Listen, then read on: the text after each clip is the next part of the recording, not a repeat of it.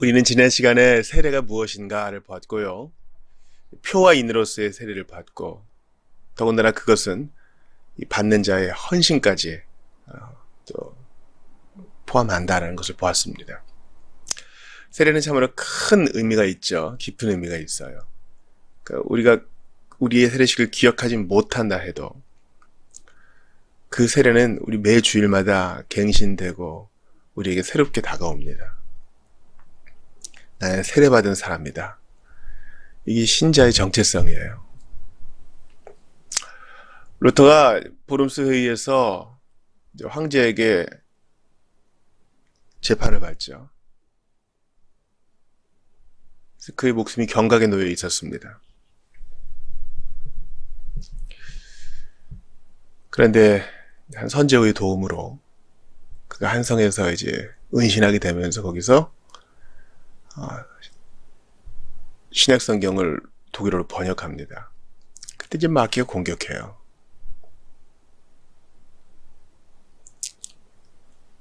얼마나 두려웠겠습니까? 그런 두려움과 불안을 이용해서 마귀가 공격해요.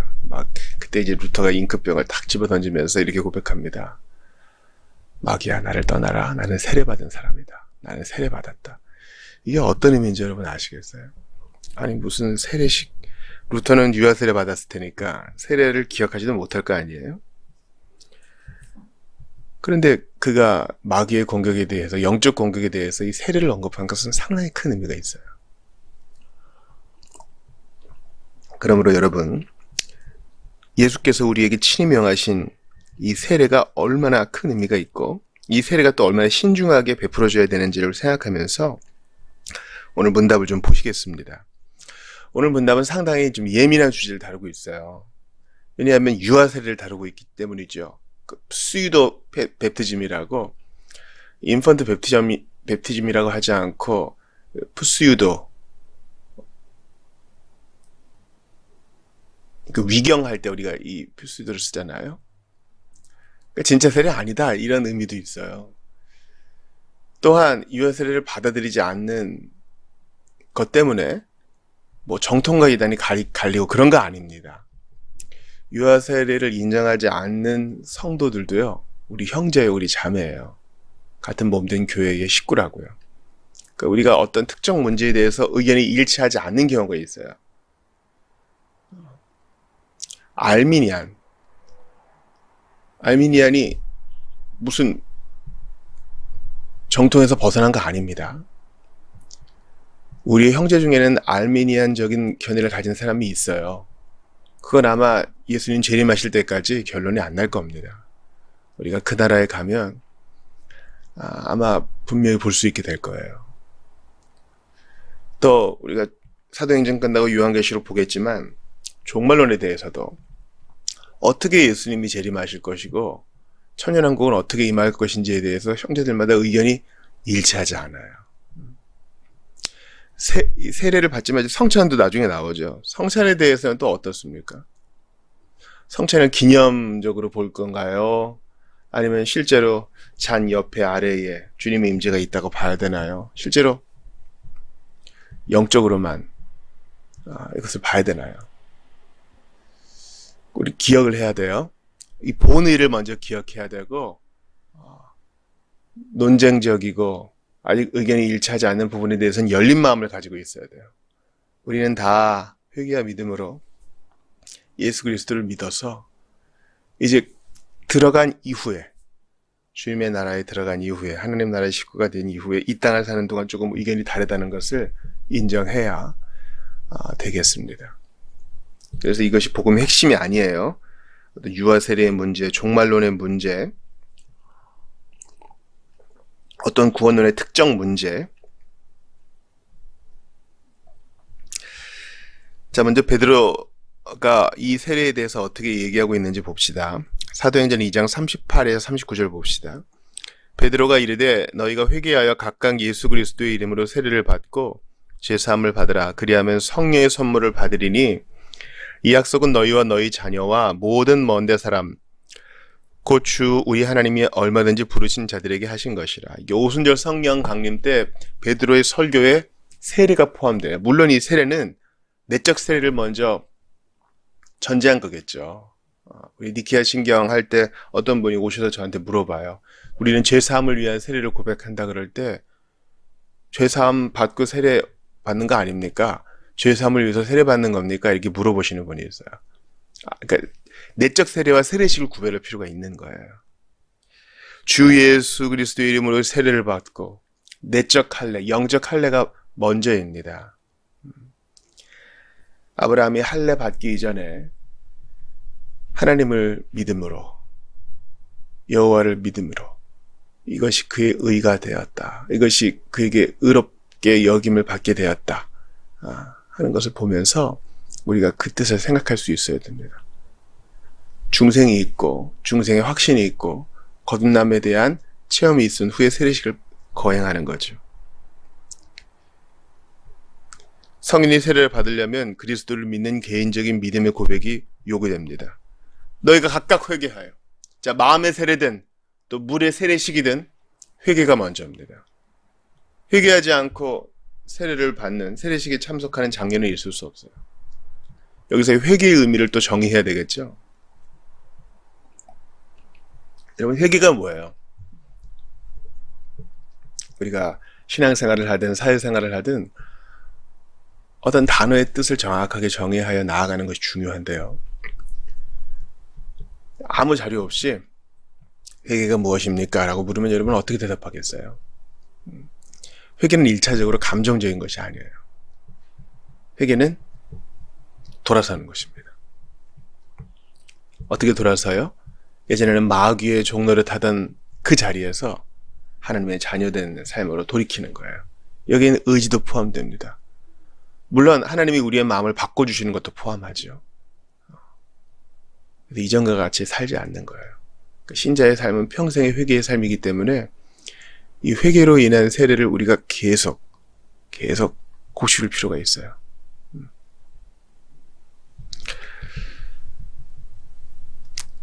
사도행전 8장 36절은 대단히 유명한 구절이죠. 길 가다가 물 있는 곳에 이르러 그 내시가 말하되 보라 물이 있으니 내가 세례를 받으며 무슨 거리낌이 있느냐. 에디오피아 내시가 빌립에게 세례를 받아요. 이 에디오피아 내시는 빌립을 통해 복음을 듣고 믿고 회개했어요. 어떤 많이 울었다 이런 표현이 없잖아요. 그 마음에 돌이킴이 있기 때문에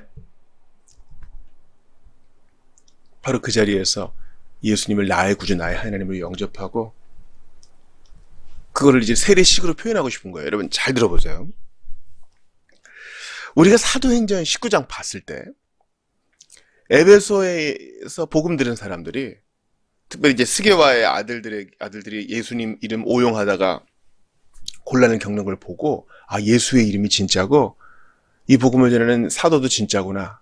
이것을 보고 또 자기들이 들은 복음을 믿고 그리스도를 믿겠습니다 하고 예전까지 봤던 잘못된 책들, 마술에 대한 책들을 다 버리고 불태우는데 공개적으로 해요. 다른 사람들 보는 앞에서.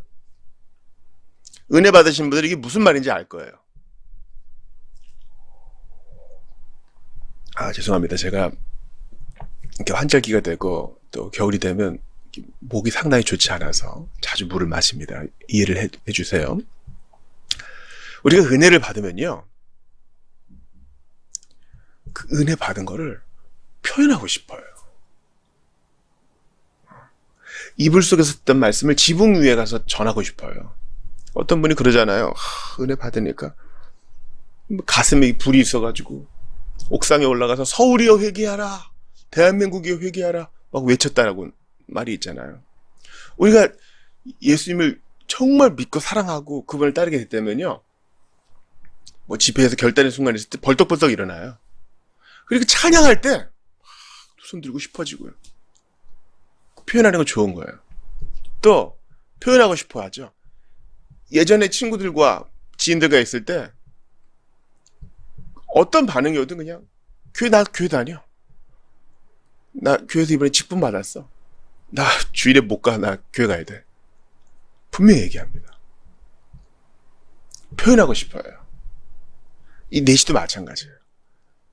그리스도를 믿는 환희와 기쁨이 너무 커서 세례식을 거행하는 것밖에 답이 없는 거예요. 무슨 거리낌이 있겠느냐. 세례는 놀라운 거예요. 내적인 일이지만 너무 실제적이어서 거부할 수 없는 기쁨이에요. 이런 일들이 우리가 신앙생활 하는 가운데 계속되기를 바랍니다. 이러면 우리가 성도로 살아가는 거예요. 억지로 하는 거 아니잖아요. 기쁨이여라, 기쁨이여라. 주님이 내게 주신 기쁨이여라. 강물같이 흐르는 기쁨. 주님이 주신 기쁨이에요. 세례는 그런 거예요.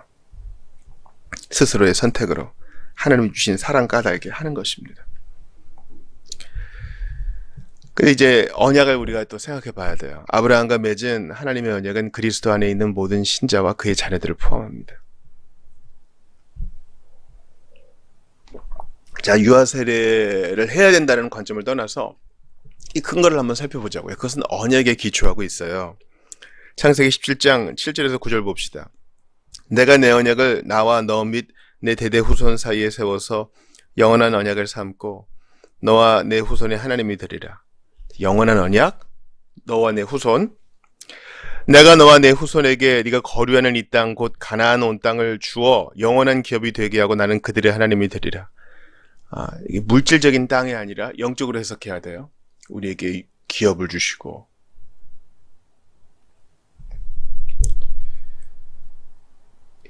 이 언약의 연속성을 계속 생각해야 됩니다. 마지막 절이에요. 하나님이 또 아브라함에게 이르시되 그런즉 너는 내 언약을 지키고 내 후손도 대대로 지키라. 하나님이 믿음의 조상 아브라함에게 후손 얘기 대단히 자주 하세요. 너와 내 후손, 너와 내 후손. 아브라함이 믿음으로 구원받은 것처럼 우리도 믿음으로 구원받았잖아요. 그러니까 아브라함에게 주신 언약은 우리에게도 동일한 거예요. 그러므로 이 언약의 연속성 하에서 우리가 이제 구약의 할례를 신약의 세례로 지키는 것입니다. 아브라함이 믿음으로 의롭 땅을 받고 그 다음에 할례를 명하실 때 주님이 너만 할례 받아, 너만 믿음으로 의롭 다함을 받았으니까 너만 할례 받아 하지 않고 너와 너희 집안에 있는 남자들 모두 할례 받으라 그랬습니다. 거기에는 종과 외국인도 포함됩니다. 그들이 다 아브라함과 같은 일을 겪었나요? 뭐 재물 사이에 주님이 더 이렇게 불로 지나가시는 거 그거 경험했나요? 아니라는 것이죠. 그러니까 기억하세요. 유아 세례는요. 유아 세례는 그 자체로 구원을 받았다는 표징이 아니에요. 카이퍼 얘기를 잘 해석해야 돼요. 뭐 자동 중생론 그런 거 없어요. 마찬가지로 아브라함의 객들도 그 할례를 받은 것은요. 난 구별된 사람이구나. 우리 주인의 하나님이 우리 집을 돌보시는구나. 그럼 나도 그 주님을 따라야겠구나. 이런 표식이지 그 자체로 믿음으로 의롭 다함을 받았다. 천국 식구다. 이것을 표해주는 게 아니라고요. 이해하시겠어요? 상당히 그 결단주의적이고 개인의 선택에 책임을 묻는 이런 20세기, 21세기 복음주의권 안에서는 이런 언약이 상당히 생경해요. 저도 10대 때는 몰랐으니까요. 분명히 배웠겠지만 제가 경험한 젊은 시절의 기독교는 내가 믿어. 나의 구주, 나의 하나님은 내가 선택하여. 내가 영접 기도해서 믿는 하나님이지 언약의 하나님은 되게 생경한 개념이었어요. 그러나 배워야 돼요. 성경에 나와 있기 때문에. 갈라디아서 3장 9절과 14절 봅시다. 그러므로 믿음으로 말미암은 자는 믿음이 있는 아브라함과 함께 복을 받느니라. 자, 우리가 영적 이스라엘이요. 아브라함의 후손이라는 거 기억하셔야 돼요. 그와 우리가 구원받는 것이 같은 방식이에요, 여러분. 구약의 성도들도 믿음으로 구원받은 것이고 우리도 그래요. 이는 그리스도 예수 안에서 아브라함의 복이 이방인에게 미치게 하고 또 우리로 하여금 믿음으로 말미암아 성령의 약속을 받게 하려 함이라. 그러니까 구약과 신약은 한 메시지요. 통일성이 있어요. 자, 17, 18절이에요. 갈라디아서 3장이요. 내가 이것을 말하노니 하나님께서 미리 정하신 언약을 430년 후에 생긴 율법이 폐기하지 못하고 그 약속을 헛되게 하지 못하리라. 만일 그 유업이 율법에서 난 것이면 약속에서 난 것이 아니리라. 그러나 하나님이 약속으로 말미암아 아브라함에게 주신 것이라. 마지막 29절입니다. 너희가 그리스도의 것이면 곧 아브라함의 자손이요 약속대로 유업을 이을 자니라. 하나님이 아브라함에게 땅을 그렇게 약속하시잖아요. 온유한 자는 복이 있나니 땅을 기업으로 받을 것이라고 했는데 이것은 우리가 그리스도 안에서 천국 상속자, 공동 상속자가 된다는 것을 우리는 알고 있잖아요. 그것을 아브라함에게는 가나안 땅으로 표현하신 거예요. 아브라함은 죽을 때까지 막벨라 그 밭의 굴 외에는 묘지 외에는 땅이 없었어요. 하나님의 약속으로 주시마 했는데 실제로는 한 떼기도 못 갖고 죽었단 말이죠. 이게 우리에게 의미하는 영적 의미를 생각해야 돼요. 주님은 그것을 할례로 보증하시고 인쳐주셨습니다. 골로새서 2장 11, 12절 봅시다. 또 그 안에서 너희가 손으로 하지 아니한 할례를 받았으니 곧 육의 몸을 벗는 것이요 그리스도의 할례니라. 너희가 세례로 그리스도와 함께 장사되고 또 죽은 자들 가운데서 그를 일으키신 하나님의 역사를 믿음으로 말미암아 그 안에서 함께 일으키심을 받았느니라. 손으로 하지 아니한 할례, 이게 중요해요. 우리가 세례를 받는 것은 물 그 이상인 것입니다. 그리스도와 함께 연합되어 함께 죽고 함께 부활한, 함께 일으킴을 받은, 우리가 그리스도 승천하실 때 함께 승천한 거예요. 그리스도가 보좌 우편에 앉을 때 우리도 그 안에서 같이 앉은 겁니다. 세례는 그런 의미가 있어요. 그러므로 세례의 본의를 먼저 붙드시는 게 중요합니다. 로마서 4장 11, 12절 봅시다. 그가 할례의 표를 받은 것은 무할례 시의 믿음으로 된 의를 인친 것이니 이는 무할례자로서 믿는 모든 자의 조상이 되어 그들도 의로 여기심을 얻게 하려 하심이라. 이게 바로 제가 얘기한 전부죠. 믿는 모든 자의 조상이 되어 아브라함의 할례 받은 것은 우리에게 의미가 있다. 그의 집안 식구들이 다 할례 받은 것은 우리에게 의미가 있다. 또한 할례자의 조상이 되었나니 곧 할례 받을 자에게뿐 아니라 우리 조상 아브라함이 무할례 시에 가졌던 믿음의 자치를 따르는 자들에게도 그러하니라.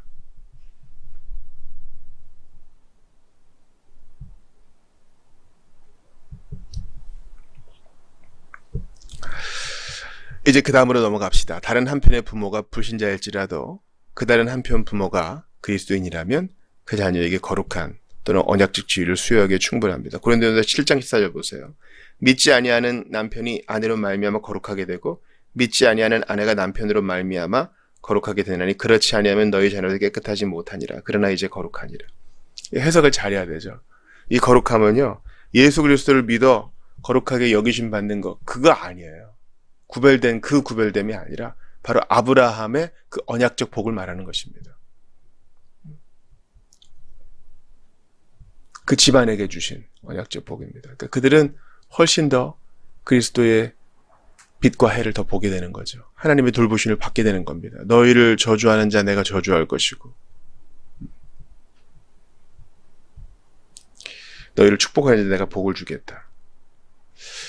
여러분, 이 세상에 기독교 국가라는 개념은 없어요. 크리스텐돔이 온전하게 이루어진 경우가 없기 때문이죠. 그러나 그리스도를 믿는 신실한 사람들 까닭에 그 후손이 비록 경거망동할지라도 하나님이 주신 언약적 복으로, 상당히 조심스러운 표현이지만 그 언약적 복으로 그 선함을 누리는 사람들이 있어요. 국가들이 있다고요. 그런 공동체들이 있어요.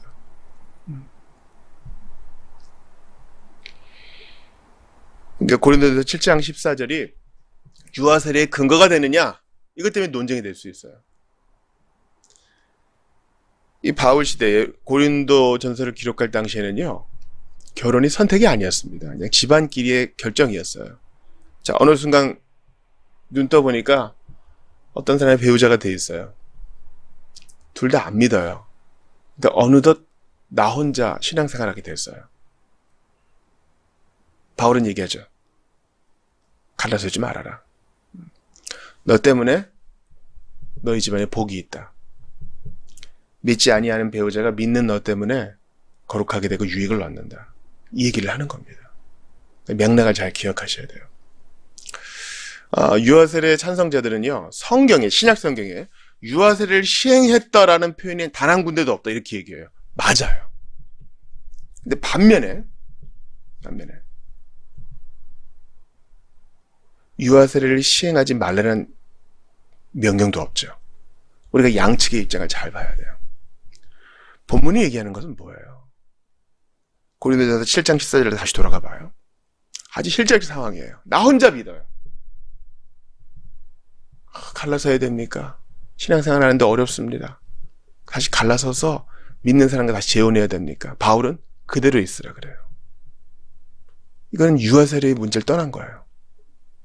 이제 우리에게 책임이 주어졌어요. 먼저 믿은 자로서 본을 끼치고 이것으로 인해 간절히 기도하라는 주님의 목회적 소명이 우리에게 주어진 겁니다.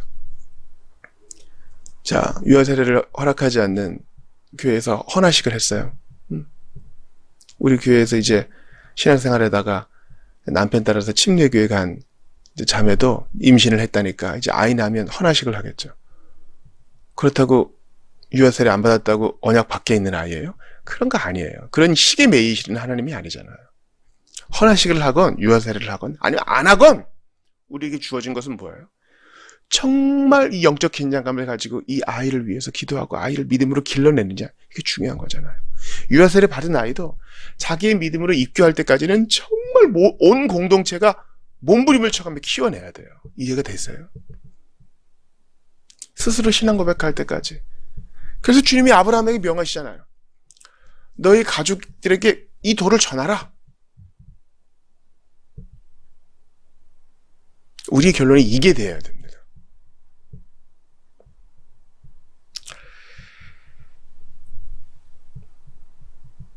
마태복음 28장 19절 보세요. 그러므로 너희는 가서 모든 민족을 제자로 삼아 아버지와 아들과 성령의 이름으로 세례를 베풀고, 세례는 모든 나라의 백성들이 받아야 됩니다. 여러분께 질문할게요. 날 때부터 사리 판단을 못하는 장애를 가진 분들이 있어요. 세례 못 받습니까? 이 언약을 믿는 사람들은 받을 수 있다고 고백해요. 이것은 우리가 신앙생활하면서 겪는 대단히 실제적 문제거든요. 받을 수 있습니다.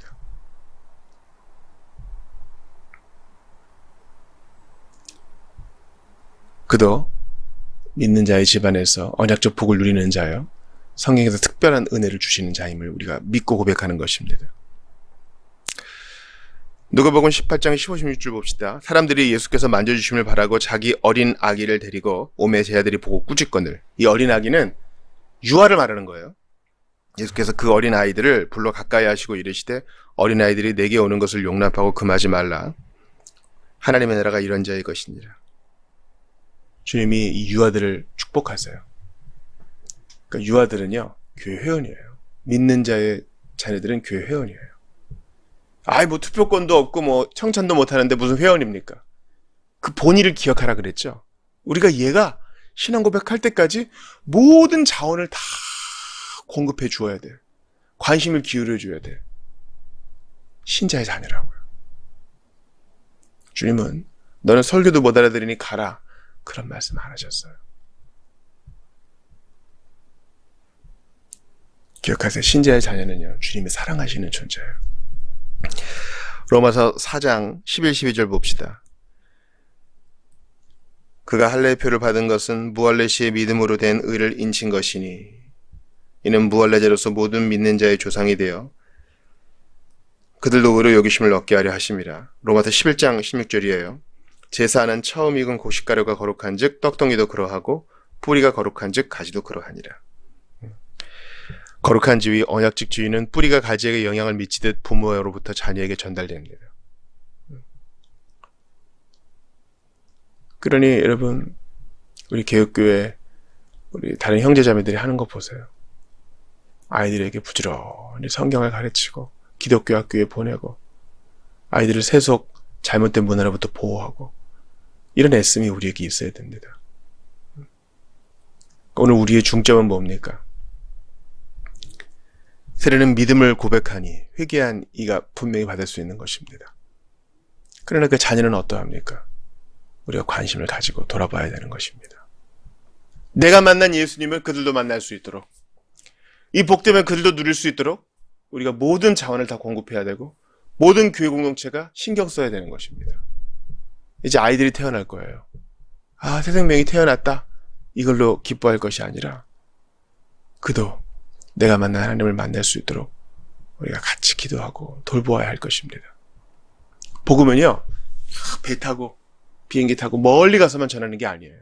복음은 우리 가정에서 울려 퍼져야 되고 내게서 전파돼야 되고 우리 식탁에서 전달돼야 하는 것입니다.